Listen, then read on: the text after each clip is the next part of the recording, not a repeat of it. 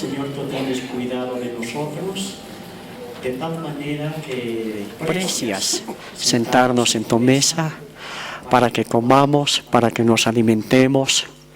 Y una vez más decirte, Señor, gracias, que este propósito se cumpla a través de la exposición de tu palabra, Señor.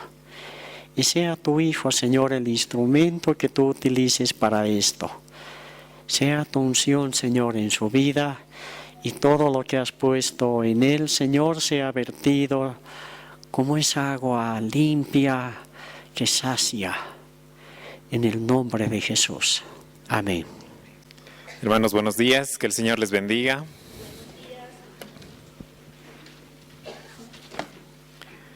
Antes de empezar, quiero dar testimonio de la familia Corrales.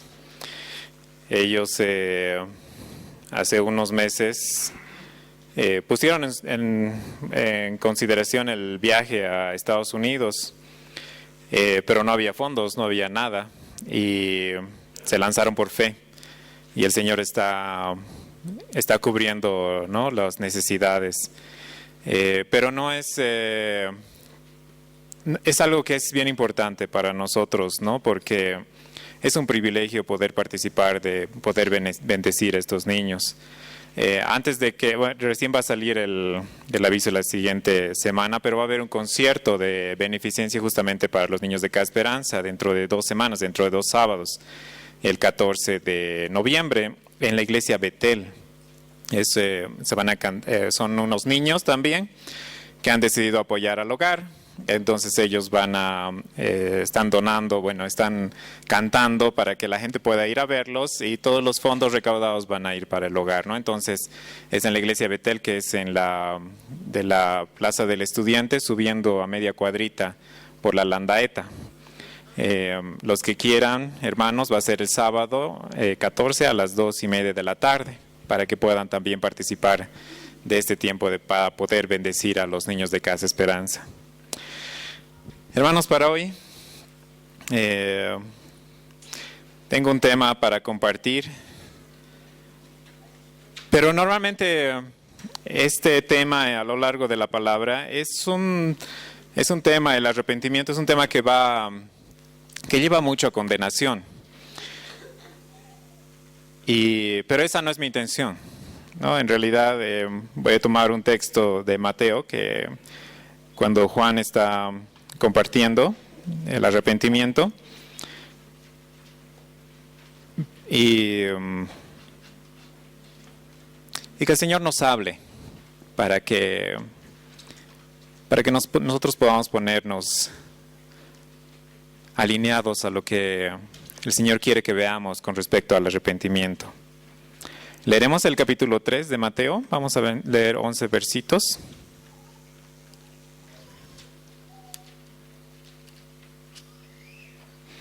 Para hablar de arrepentimiento, es necesario que nosotros nos pongamos en los zapatos de la persona que se arrepiente, ¿no? En los zapatos de la persona que cambia de actitud. Estaba acordándome de un ejemplo que hace mucho tiempo he leído o escuchado, no me acuerdo, no sé si ustedes han escuchado también, con respecto a una mamá que era una mamá soltera, que tenía muchas dificultades económicas y a veces no tenía dinero para alimentar a su hija.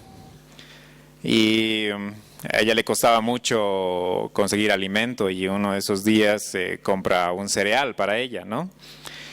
Y después de su largo día de trabajo vuelve a su casa y encuentra el cereal derramado en el piso, ¿no? Y la caja ahí toda cortajeada, y ella se pone a renegar, ¿no? Porque tanto había trabajado y el cereal ahí botado, y busca a su hija. Estaba ya muy enojada, y la hija viene y le trae una cajita con los pedazos de esta caja de cereal que había hecho, y pensando la mamá que todavía había cereal, abre y no había nada, ¿no? Y le empieza a reñir y le da un paleta y todo a la niña, y la niña en sus sollozos le dice: mami, hice esta cajita para ti. En ella puse unos besos para ti, ¿no? Y bueno, es muy importante que podamos guardar las cosas que necesitamos para comer, pero es más importante el amor que podemos tener en la familia, ¿no? Dentro de familia, como madre e hija. Obviamente esta mamá se arrepintió de haberle reñido y haberle gritado tanto a su hija, porque estaba involucrado el amor, ¿no? El amor de una hija. Leeremos Mateo capítulo 3 del 1 al 11. Dice así la palabra de Dios: en aquellos días vino Juan el Bautista, predicando en el desierto de Judea, y diciendo: arrepentíos, porque el reino de los cielos se ha acercado. Pues este es aquel de quien habló el profeta Isaías cuando dijo: voz del que clama en el desierto, preparad el camino del Señor, enderezar sus sendas. Y Juan estaba vestido de pelo de camello y tenía un cinto de cuero alrededor de sus lomos, y su comida era de langostas y miel silvestre. Y salía él a Jerusalén y toda Judea y toda la provincia de alrededor del Jordán. Y eran bautizados por él en el Jordán, confesando sus pecados. Al ver que muchos de los fariseos y de los saduceos venían a su bautismo, les decía: generación de víboras, ¿quién os enseñó a huir de la ira venidera? Haced pues frutos dignos de arrepentimiento. Y no penséis dentro de vosotros mismos: a Abraham tenemos por padre, porque yo os digo que Dios puede levantar hijos de Abraham aún de estas piedras. Y ya también el hacha está puesta a la raíz de los árboles. Por tanto, todo árbol que no da buen fruto es cortado y echado en el fuego. Yo a la verdad os bautizo en agua para arrepentimiento, pero el que viene tras de mí, cuyo calzado no soy digno de llevar, es más poderoso que yo. Él os bautizará en Espíritu Santo y fuego. Gracias, Señor, por tu palabra. Te pido, Señor, que esta palabra nos hable, que tú nos hables, Señor, esta mañana. Prepara nuestros corazones, Señor. Queremos escuchar de ti. Gracias, Padre amado, en el nombre de Jesús. Amén. Bueno, existen dos tipos de arrepentimiento. Al leer el capítulo 3 de Mateo, podemos ver que Juan está hablando a dos personas, dos tipos de personas, ¿no? Una, las que están siendo bautizadas después de haberse arrepentido, y las otras que Juan les dice generación de víboras, ¿no? Eran fariseos que estaban yendo a ver lo que Juan estaba haciendo. Uno de estos tipos de arrepentimiento lleva a salvación. El otro tipo de arrepentimiento lleva a muerte. Quisiera que me acompañen un momentito a 2 Corintios, al capítulo 7. El verso 10. 2 Corintios, capítulo 7, verso 10. Dice así: porque la tristeza que es según Dios produce arrepentimiento para salvación. De que no hay que arrepentirse, pero la tristeza del mundo produce muerte, ¿no? Este arrepentimiento que no tiene cambio. Este arrepentimiento del que Juan estaba hablando era este necesario que era para vida, donde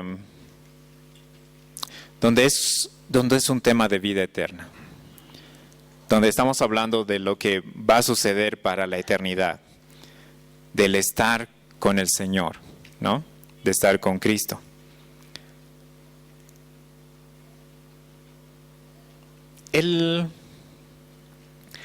Este arrepentimiento que surge al saber de lo que Cristo ha hecho por causa de nuestros pecados es el necesario para que nosotros podamos arrepentirnos. De cierta manera, a veces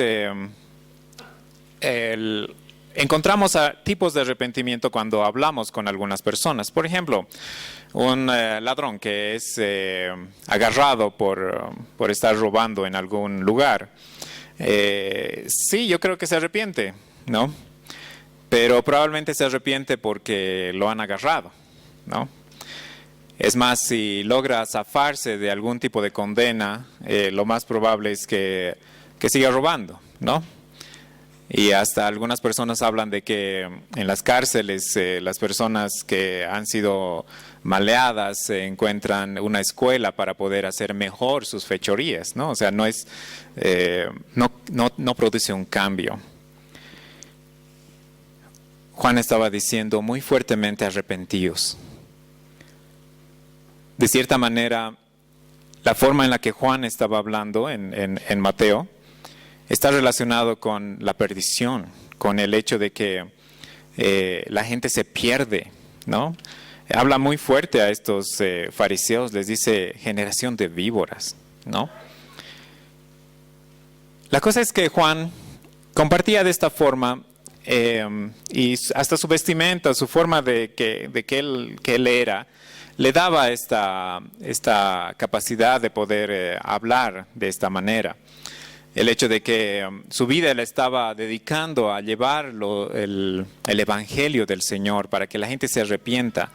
Él estaba listo para estar en el desierto por la forma en la que comía, y también se vestía de una manera en la que era fácil entrarse al agua y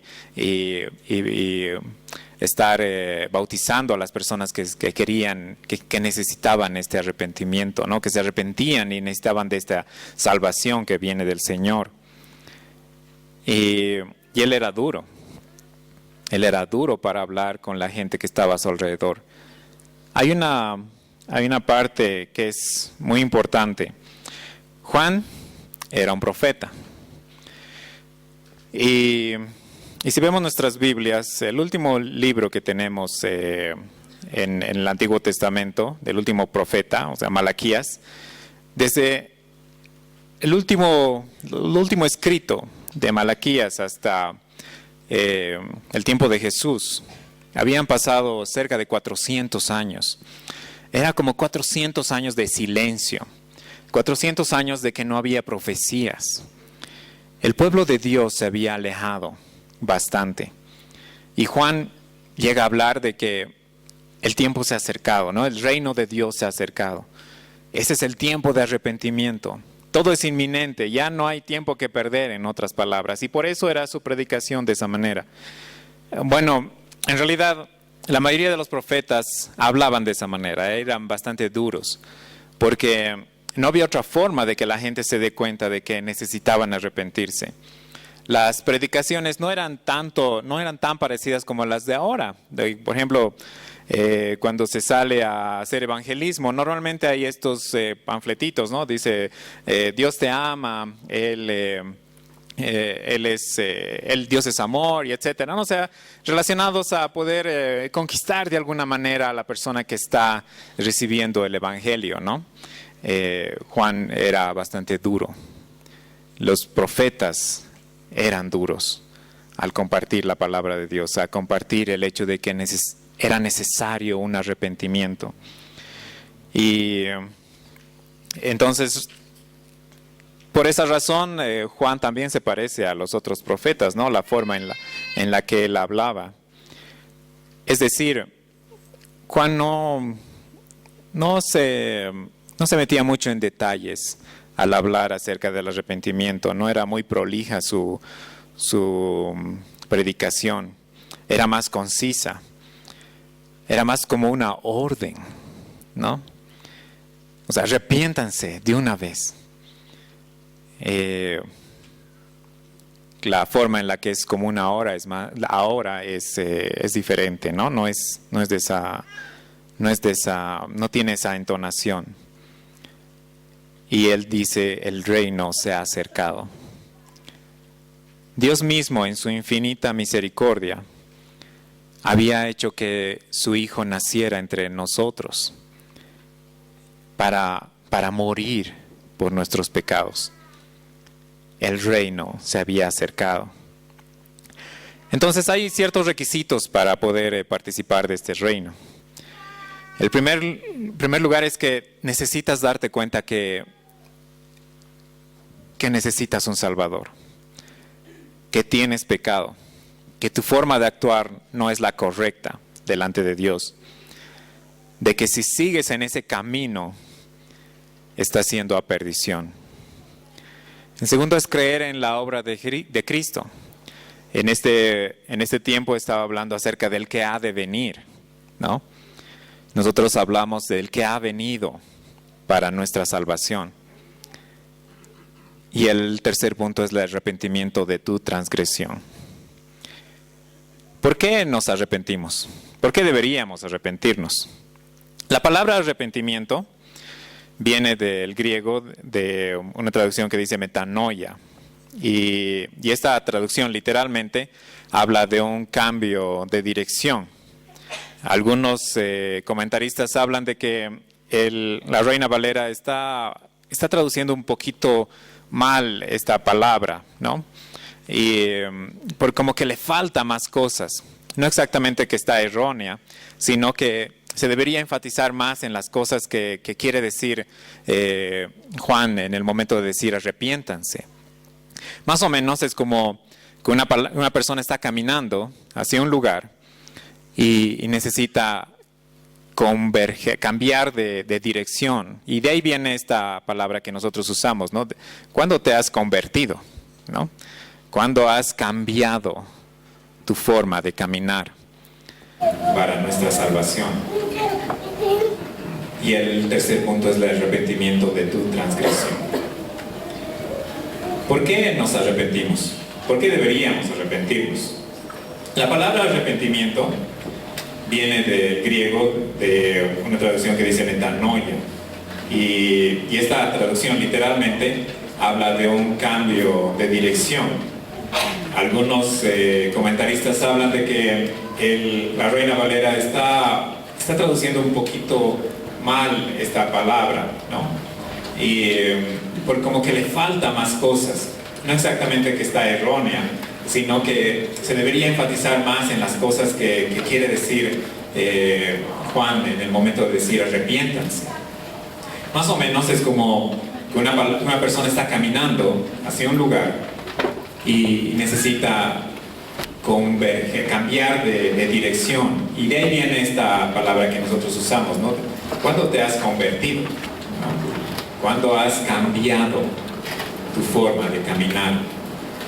Y entonces la palabra metanoia está diciendo eso, ¿no? Es un cambio de dirección, pero también implica un cambio de actitud. Es decir, ¿cómo antes mirabas estas cosas y cómo las miras ahora? ¿Cómo antes hacías cosas y cómo las vas a hacer ahora? ¿No? Como si hablamos de un ladrón, ¿no? O sea, es como un ladrón que estaba acostumbrado a hacer esto y luego ya no roba más. De hecho, la predicación de Jesús estaba orientada a esa forma. Cuando Jesús hablaba con las personas, y las personas que le escuchaban eran normalmente los pecadores, que se declaraban a sí mismos pecadores, y venían por alguna necesidad, digamos algo físico, como una enfermedad o algo por el estilo, Jesús les decía, ya no peques más, ¿no? Si estabas en camino de pecado, entonces cambia, ya no peques más. ¿Y hacia dónde te vas a dirigir? Ya no es a perdición, sino es a vida, ¿no? Estás yendo hacia el camino de vida. Ese es el verdadero arrepentimiento, ¿no? El otro arrepentimiento simplemente probablemente te vas a decir me arrepiento y por temor al castigo. Y probablemente después vuelvas a hacerlo, ¿no? O esta persona podría volver a hacerlo. Juan dice arrepéntanse porque el reino de Dios se ha acercado. El reino de Dios está relacionado también a un reinado, ¿no? Hace un tiempo unos hermanos nos regalaron unas poleras que decía ¿quién es el rey? ¿No? ¿Quién es el rey de tu corazón? ¿Quién es el rey de tu vida? ¿Quién es el que te gobierna? Nosotros estamos gobernados en este momento por un presidente, Evo Morales, y nos sometemos a las leyes que se dictan aquí en la esquina, ¿no? de la Conde. Pero no pertenecemos a este reino. No somos de este reino. Nuestro reino no tiene nación, no tiene fronteras. Nuestro reino es superior a un presidente. ¿Cuál es tu reino? ¿Cómo te riges a estas leyes que el Señor ha puesto? ¿Estás yendo hacia el camino que el Señor quiere? ¿Estás apegado a lo que el Señor manda que deberías hacer?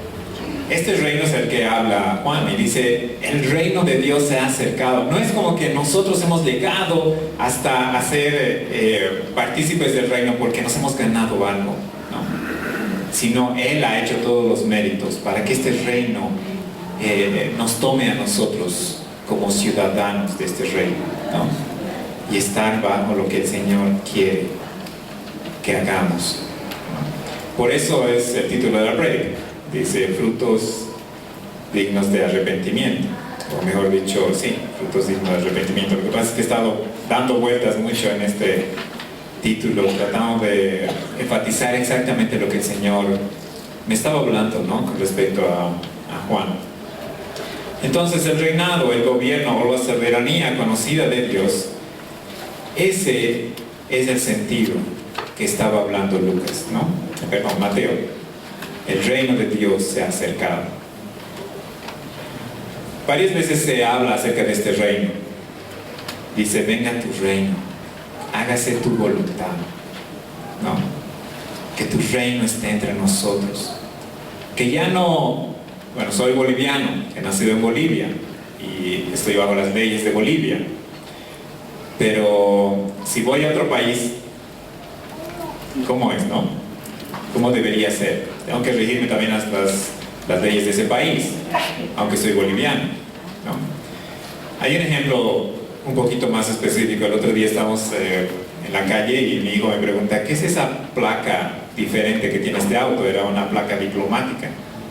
Y les empiezo a explicar, ¿no? Y le digo, bueno, dentro de ese auto es como si fuera otro país, ¿no? Del país de origen, de donde vinieron estas personas que son los diplomáticos. Entonces, las leyes técnicamente no se aplican delante de él. Ahora, si cometen un problema con una ley dentro de Bolivia, hay que ir a Cancillería, y los de Cancillería hablan con su gobierno y su gobierno son los que aplican su ley de acuerdo a lo que ellos establecen, ¿no? Pero es como que ese auto en movimiento es como si fuera una pequeña parte de otro país, ¿no? Donde las leyes se aplican de esa manera. Y es más o menos como nosotros somos embajadores del Señor, es como si fuéramos diplomáticos del Señor, donde este espacio, ¿no? que estamos caminando es como si fuéramos de otro país, en realidad de otro reinado, ¿no? Sí, nos sometemos a las leyes de este país, pero nuestras leyes son superiores, son más importantes, porque a ella les damos devoción, ¿no? Entonces, ¿cuáles son esas leyes? Y esas leyes están mostradas con respecto a, por ejemplo, los mandamientos, ¿no? O sea, cosas que nosotros no deberíamos hacer. Pero el Señor nos va mostrando poco a poco en la forma en la que nosotros deberíamos ver el pecado. Es decir, en el momento de tu conversión, en el momento en el cual el Señor te ha mostrado que deberías cambiar de rumbo, el Señor ha sido bueno contigo, el Señor ha sido bueno conmigo. Porque no ha agarrado y ha empezado a ponerme una lista delante mío y diciéndome, bueno, de ahora en adelante no haces esto, no haces esto, no haces esto, y etcétera, etcétera. O sea, realmente eso hubiera sido muy terrible para mí. Es más, nosotros entre hermanos también consideramos muchas cosas, ¿no? Me acuerdo una vez que era un testimonio de un hermano, bueno, su esposa estaba contando, y ellos porque realmente Dios, yo creo que les ha llevado, llegan a una reunión donde se estaba compartiendo la palabra de Dios y ellos de una forma muy altanera o soberbia dicen, bueno, está bien, o sea, todo lo que están diciendo está bien, pero yo fumo, entonces no voy a dejar de fumar. Y un pastor que queremos mucho le dice, está bien, o sea, en realidad no has venido aquí para dejar de fumar, o sea, esa no es la razón, ¿no? El Señor tiene planes mucho más profundos que simplemente dejar de fumar. Esta persona estaba esperando que le digan, no, pero es que es malo fumar y te va a hacer daño, produce cáncer o es pecado, lo que sea, ¿no? Todas esas respuestas estaba esperando. Y cuando este pastor le dijo, eso no es un problema, esta persona cayó rendida, ¿no? Cayó rendida al Evangelio, ¿no? Y es así. Las cosas por las cuales nosotros estamos aquí no están superditadas a algo que pueda ser externo. Y Juan habla de eso. Les habla a los fariseos. Porque la parte externa del fariseo mostraba cosas aparentemente buenas, ¿no? Estamos en este tiempo de Halloween y es un tema que casi todo el tiempo estamos hablando con nuestros hijos, porque el otro día hemos ido a un supermercado y era horrible entrar al supermercado porque toda la gente parecía ensangrentada, bueno, un desastre total, ¿no? Y mis hijos preguntan y hablamos de este tema de los zombies, si existen o no existen. Y esta parte es más aterradora que cualquiera de estas películas y todo lo demás que están de moda, digamos, ¿no? en este tiempo. Porque lo que Juan está hablando no es de un zombie que parece así todo ensangrentado, que anda sin vida. De lo que Juan está hablando es de una apariencia piadosa, sin vida, ¿no? La gente del mundo se viste de zombie. A veces hay gente que se viste de cristiano cuando todo lo de adentro está muerto, ¿no? Y eso es terrible. La palabra de Dios habla de eso. O sea, si nos vamos al Antiguo Testamento, en Ezequiel capítulo 37 hay un capítulo enterito que habla de eso. No vamos a revisarlo ahora, solo se los digo para que lo anoten, ¿no? Y si lo quieren revisar en su casa.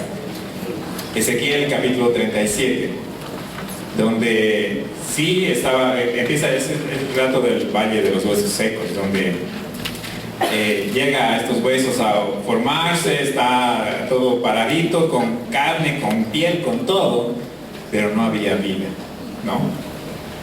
Y es cierto, el mundo está lleno de personas sin vida, pero es más terrorífico el hecho de que la iglesia puede estar con gente que no tiene vida, ¿no?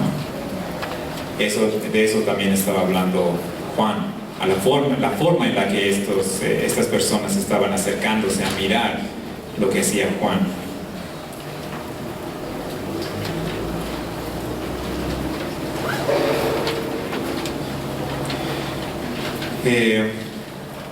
Ahí la parte difícil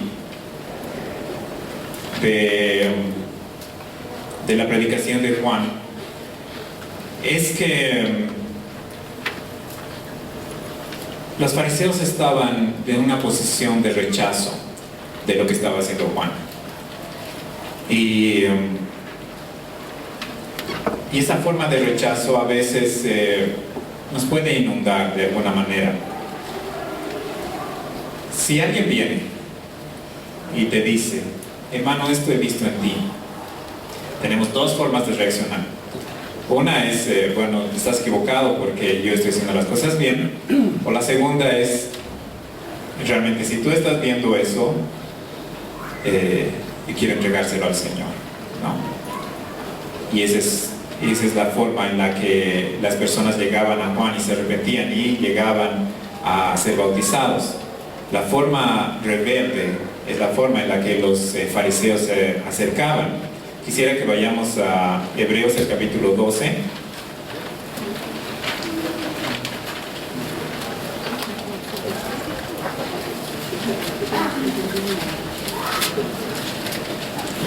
Hebreos capítulo 12, verso 17.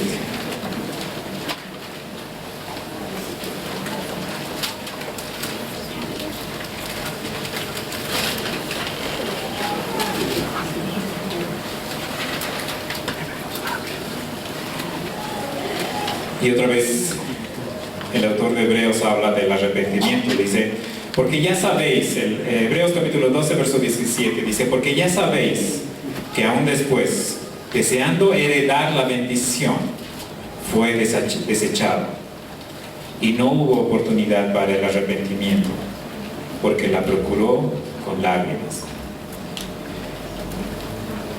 Si el Señor te está hablando de algo que hay que cambiar en tu vida, es para arrepentirnos y cambiar de dirección. no sea que estés rechazando lo más precioso del Señor, la sangre de Cristo. La sangre de Cristo ha sido derramada para perdón de pecados, pero no es un perdón en grupo, no es universal, aunque todos puedan acceder, es personal.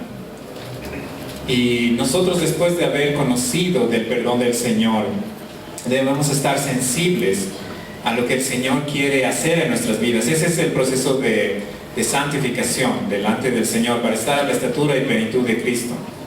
Y la pregunta aquí sería, ¿quiénes quieren eso del Señor? ¿Quiénes quieren estar a la estatura y plenitud de Cristo por la muerte de Jesús y el derramamiento de su sangre y la aceptación delante del Señor, ¿no? ¿Quiénes quieren hacerlo? Yo creo que todos queremos, ¿no? Porque de eso se trata. De eso se trata toda la palabra de Dios. Es en el mensaje más importante, el mensaje para salvación. Entonces, ¿cómo no vamos a valorar lo más importante para el Señor? ¿Cómo no vamos a querer eso del Señor, el perdón de nuestros pecados? Y hay una forma, es rechazándola, pensando de que en esa área específica el Señor no puede hacer nada, ¿no? Es como diciendo, Dios es Dios, pero yo creo que esto no lo puede hacer, no puede cambiarme esto. Y en realidad la psicología apunta a ese lugar. No sé si han escuchado esta frase, Dios me ha hecho así, entonces así soy, ¿no? Dios no te ha hecho así. Dios te ha hecho perfecto. Por causa del pecado, eres así. La creación gime a una por causa del pecado. Nosotros dañamos a las personas de nuestro alrededor por causa del pecado. La gente encuentra defectos en nosotros por causa del pecado. Hasta nuestras enfermedades son causa del pecado. Y la psicología dice más bien, bueno, la gente de tu alrededor no te entiende. Y ellos tienen que cambiar, ¿no? La gente de tu alrededor tiene que cambiar. Y hay estos tests para saber qué tipo de persona eres, para que las personas te puedan entender, ¿no? Incluso hay una frase que se utiliza, a veces escucho dentro de la iglesia, y es, el Señor te ama tal como eres. Tampoco es cierto, hermano. No te ama tal como eres. Si no, no hubiera enviado a su Hijo para morir y transformarte. El Señor te ama por medio de Cristo. Cristo es perfecto, sin mancha ni arruga. Pero Él ha entregado su vida por ti, que es diferente. Él te ha amado, es cierto. Con amor eterno, es cierto. Y su amor nunca va a cambiar. Amén, aleluya por eso, ¿no? Porque no va a cambiar. El Señor te ama. El Señor te ama. Pero Él requiere una transformación. Y esa transformación es Cristo, ¿no? Es Él. Por eso decimos que has convertido. Ahora, ¿cuáles son los frutos del arrepentimiento? Quisiera que vayamos a... Bueno, la primera parte, el verso 7, que estamos leyendo de Juan, habla acerca de que les está diciendo, o sea, ustedes están haciendo cosas malas. Generación de víboras. Estaba hablando acerca hasta de cosas económicas que podrían estar sucediendo entre ellos, ¿no? O sea, intereses económicos y todo lo demás. Utilizando la iglesia y cosas dificultosas que se notaban como frutos no piadosos. Pero quisiera que vayamos a Hebreos el capítulo 12 otra vez. Vamos a leer los 2 primeros versitos. Para que todo esto exista, para que todos estos frutos sean evidentes entre nosotros, necesitamos fe. Dice, por tanto, el capítulo 12 de Hebreos, vamos a leer los 2 primeros versos, dice, por tanto nosotros, también teniendo en derredor nuestro tan grande nube de testigos, despojémonos de todo peso y del pecado que nos asedia, y corramos con paciencia la carrera que tenemos por delante, puestos los ojos en Jesús, el autor y consumador de la fe, el cual, por el gozo puesto delante de él, sufrió la cruz, menospreciando el oprobio, y se sentó a la diestra del trono de Dios. autor y consumador de la fe.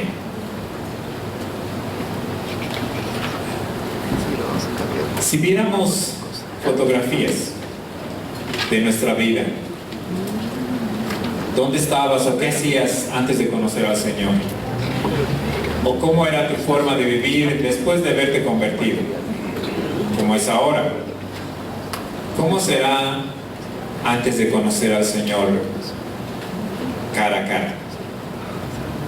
¿Podríamos hacer una correlación de esto?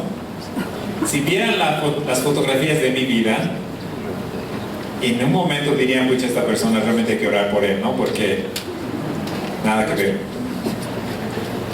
En otro momento probablemente verían una foto bautizando a un hermano y dirían, wow, este hermano, ¿no? O sea, qué piadoso. Si veo una foto discutiendo con mi esposa, dirían, qué desastre, ¿no? Y este es el hermano que está compartiendo hoy día.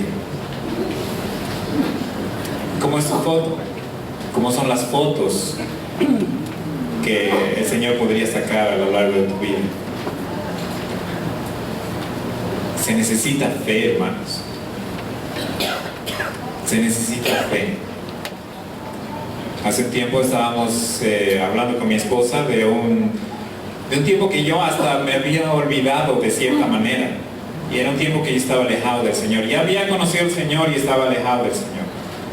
Y varias veces hay esta pregunta, ¿no? ¿Qué te arrepientes de tu vida? ¿Qué cosa cambiarías? Cambiaría ese tiempo, hermanos. Realmente es triste ese tiempo. Si sacaran fotos de mí en ese tiempo, sería una tristeza total, ¿no? Sin embargo, el Señor, en su infinita misericordia, nos deja pasar por estos desiertos para que le miremos a Él como nuestro Salvador, ¿no? Juan estaba predicando en el desierto y esta parte del desierto tiene doble significado. Realmente estaba en el desierto, pero era un desierto también para los que estaban en el camino equivocado, ¿no? Para los que estaban lejos del Señor. Y Juan se le apoda el Bautista. ¿Por qué? Porque estaban predicando y la gente quería bautizarse. Entonces ya vamos y bautícense, no bautícense, bautícense. Cambien, mueran, vuelvan a vivir, ¿no? Y todo lo que significa la conversión. ¿Cómo es tu foto ahora? ¿Qué frutos estás mostrando ahora? ¿Cómo es en tu casa? ¿Cómo es con tus vecinos? ¿Cómo es cuando manejas auto? ¿Cómo es cuando tienes dificultades? ¿Cómo es cuando estás enfermo? ¿Cómo es cuando algo te molesta? ¿Cómo es cuando estás aquí en la congregación? ¿Y cómo es cuando estás en tu lugar secreto? Guarda una relación. Hay cosas que cambiar. Hay cosas que el Señor no quiere que estén en tu vida. Hay cosas que necesitas arrepentirte para cambiar de dirección. El Señor realmente puede hacerlo, pero necesitas dar un paso de fe. El Señor habla muchas veces de que el que peca, que no peque más. Si eso está pasando en tu vida, ya no más. Ya no más. Y las obras, hay muchas obras, hay muchos tipos de obras o muchos tipos de frutos que se ven en obras. Muchas cosas que se puede como mostrar, ¿no? Y es cierto, estas cosas son frutos que han salido de algo que solamente viene de Él, ¿no? No son tuyas, ese es el problema. Realmente no son tuyos. Tus frutos, los frutos buenos que el Señor ha puesto, la semilla que el Señor ha puesto y ha hecho crecer dentro de ti, no son tuyos. Vienen de Él y son para Él, para su gloria. Hay veces que notamos cosas, ¿no? Entre nosotros, hermanos que oran, hermanos que ofrendan, hermanos que sirven en la iglesia y fuera de ella. Hay muchas personas que hacen realmente estas cosas para el Señor. Hay otras veces que hacemos para que alguien lo mire, ¿no? No está hablando de estos frutos. No son estos frutos que ya tienen una recompensa. sino los frutos que son para Él, que la recompensa está en el cielo, ¿no? Esos son los frutos dignos de arrepentimiento, los frutos que son para sí apoyar a la iglesia. Están ahí porque el Señor provee y muestra la necesidad de cada uno de nosotros para poder ayudar al necesitado, al prójimo. Viene de Él, no es para una vanagloria.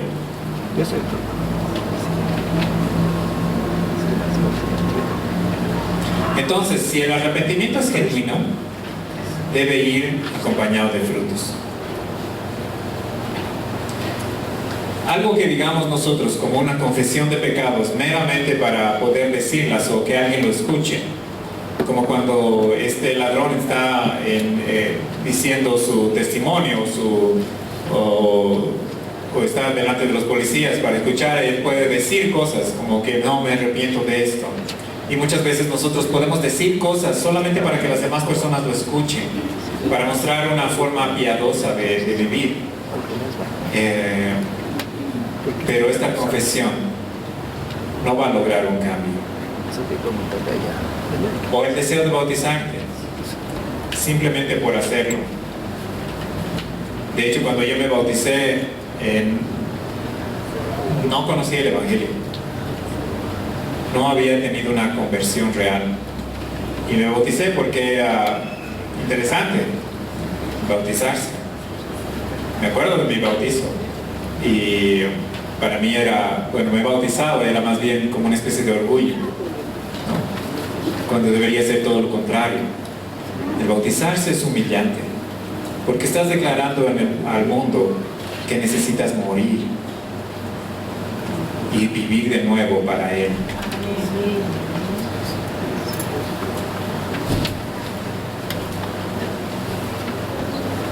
Tiene que haber un cambio interior. Y este cambio interior se expresa exteriormente en una conducta que glorifica al Padre.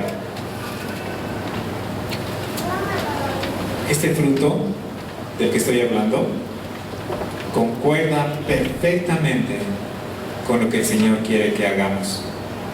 Es decir, es como estos engranajes que funcionan uno al lado del otro y engranan y tiene sentido todo.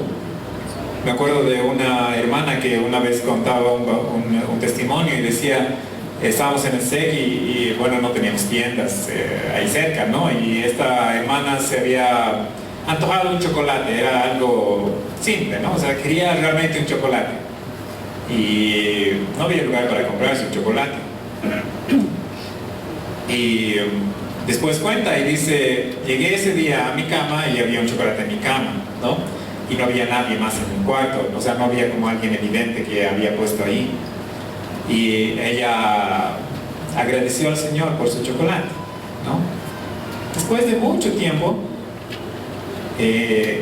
también el Señor me dio la bendición de poder escuchar el otro testimonio, ¿no? Donde era otra hermana que había orado y le había dicho, Señor, úsame. No, úsame para hacer tu voluntad. Y le dice, regala tu chocolate. No había tiendas, estaba en el mismo lugar, o sea, y era como, no, mi chocolate. O sea, otra cosa más espiritual podría ser, digamos, no un chocolate. Y ella había luchado por varios días con respecto a este pensamiento. Y al final decide, bueno, voy a dar mi chocolate, ¿no? Y va y lo deja en un lugar. Y después, o sea, todo engranada, ¿no? Todo engrana. Tu servicio y los frutos que vienen del Señor tienen un propósito, que son como juegos de engranajes que van a una cosa más grande, y es la expansión del reino, ¿no? Entonces tú puedes ser partícipe de eso. Por eso Juan habla de eso, ¿no? El reino se ha acercado y ha venido y tú eres parte ahora del reino. Entonces trabaja para el reino. No trabajes para las cosas que van a suceder ahora o que van a beneficiar de alguna manera como algo personal, ¿no? Por eso dice que lo que haga tu mano derecha no se entere la izquierda, ¿no? Si estos frutos, el problema es que si estos frutos no son evidentes, entonces realmente necesitamos poner cada cosa puntualmente delante del Señor para que el Señor obre, ¿no? Y no va a ser porque hagas un esfuerzo o por como trates de engranar esto de forma forzosa. Si a un engranaje le metes algo que sea más fuerte o una presión exagerada o etcétera, todo el sistema se daña. Y de la misma manera nosotros no podemos forzar la situación. No puedo forzar y decir, bueno, por la prédica entonces voy a donar a la congre 100 pesos más. O sea, no, eso no funciona así. Sino es porque tiene que haber una conversión interna, ¿no? Si esa conversión no está funcionando, o algún rato has dicho solamente porque has repetido una oración para conversión, necesitas arrepentirte, ¿no? Porque el Señor quiere eso. Tú estás escuchando esto, la palabra del Señor ahora, porque el Señor quiere. Imagínate, es increíble que después de 2000 años la palabra sea viva, como ese momento en el cual Juan estaba hablando, ¿no? Y el Señor quiere hablar. Hubo un profeta que también hablaba de la misma forma de Juan, muy duro y muy fuerte, con condenación también, para que el pueblo se arrepienta. Pero este profeta, el Señor le muestra un poco de su corazón, de una manera muy fuerte. Oseas era muy joven, y el Señor le muestra el tema del arrepentimiento de una manera vívida en él, con la infidelidad de su esposa, ¿no? En el capítulo 11 de Oseas, después de toda la vida trágica que él ha vivido, el Señor le habla, pero de una manera muy bonita. Quisiera que vayamos a Oseas, el capítulo 11. Vamos a leer solo 4 versitos para terminar.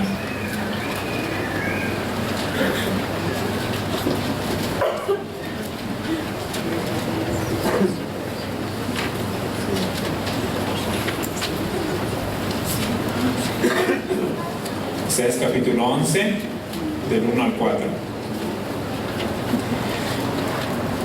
Quisiera que hagamos un cambio para que ustedes lo puedan leer. En vez de Israel y en vez de Efraín, van a poner su nombre. ¿Ya? Entonces, vamos a leer así. Voy a poner mi nombre para que coincida.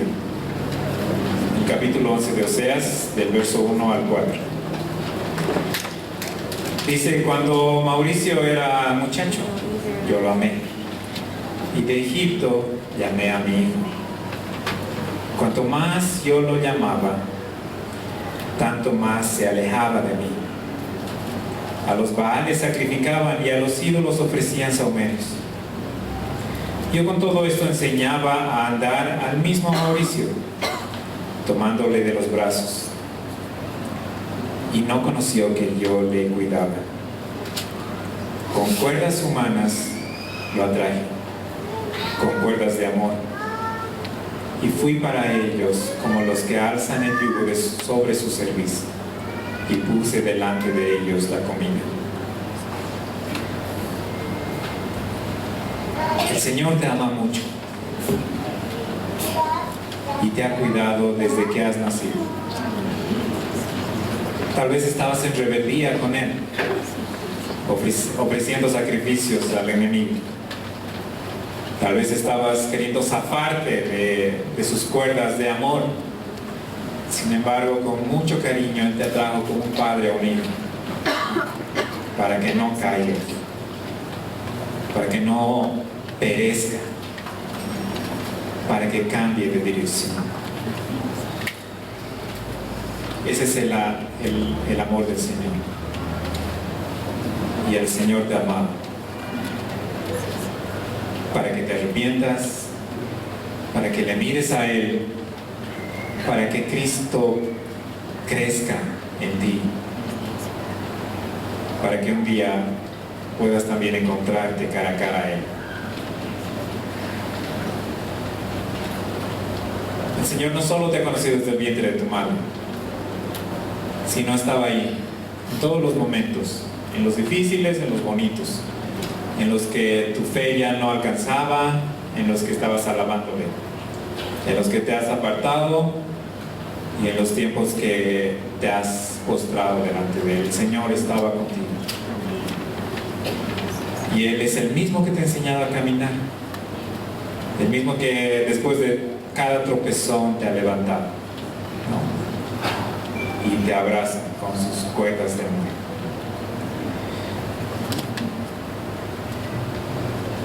El verdadero arrepentimiento es necesario para salvación. No podemos conformarnos a saber solamente una parte del Evangelio. Necesitamos de un Salvador para nuestra vida ahora. Necesitamos que estas cosas que no están bien delante de Él se cambien, que haya un cambio completo, que haya una metanoia en nuestro pensamiento. Y los frutos son de Él. Él va a dar los frutos a su tiempo.